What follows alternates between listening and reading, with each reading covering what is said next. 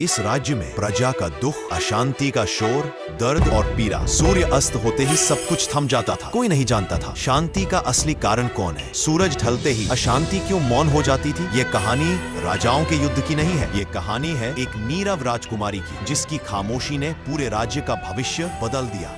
पूर्वी दिशा में फैला हुआ था शाल्मली राज्य। एक ओर घने वन और दूसरी ओर विस्तृत नदी। राज्य की मिट्टी उपजाऊ थी, प्रजा शांत थी और दूर दूर तक शाल्मली राज्य अपनी स्थिरता और न्याय के लिए जाना जाता था। इस राज्य के सिंहासन पर एक वृद्ध राजा विराजमान थे, जो तलवार से अधिक न्याय में विश्वास रखते थे। लेकिन राज्य का वास्तविक रहस्य सिंहासन में नहीं, महल के भीतर छिपा था। राजकुमारी इलीना की नीरवता में। इलीना बहुत कम बोलती थी। प्रतिदिन सूर्यास्त के समय वह महल की पुरानी खिड़की के पास आकर खड़ी हो जाती थी। उसी समय ऐसा लगता था मानो पूरे राज्य पर एक अजीब सी शांति उतर आती हो। झगड़े थम जाते और हवा भी शांत हो जाती थी। राजा जानते थे कि यह नीरवता सामान्य नहीं थी। एक दिन उन्होंने उससे पूछा, तुम वहाँ खड़ी होकर क्या देखती हो? इलीना ने धीरे उत्तर दिया, इस राज्य को पिता, जब तक मैं देखती हूँ तब तक सब ठीक रहता है। वर्ष बीत गए, राजा इस संसार से चले गए, प्रजा भयभीत हो उठी। क्या अब राज्य में अशांति लौट आएगी? लेकिन सूर्यास्त के समय उसी पुरानी खिड़की पर फिर से इलीना दिखाई दी और प्रजा ने उसी दिन देखा राजकुमारी का दैविक रूप, जो पूरे संसार पर आशीर्वाद बरस रही थी। और उसी दिन सभी ने समझ लिया कि शाल्मली राज्य का भार